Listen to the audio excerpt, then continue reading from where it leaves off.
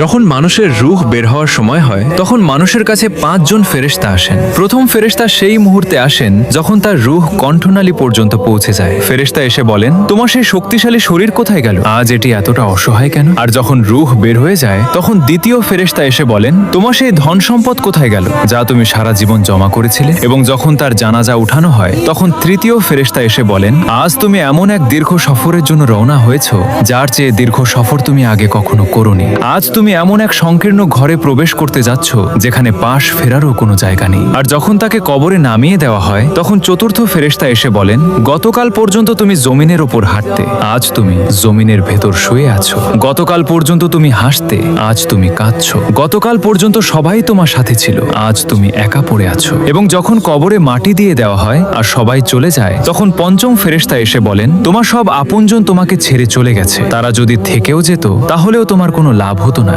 আজ হয় তুমি জান্নাতের সুসংবাদ পাবে, না হয় জাহান্নামের বেদনাদায়ক আযাবের মুখোমুখি হবে। আল্লাহ পাক আমাদের সবাইকে ঈমানের সাথে মৃত্যু দান করুন, আমিন। কমেন্টে আমিন লিখুন।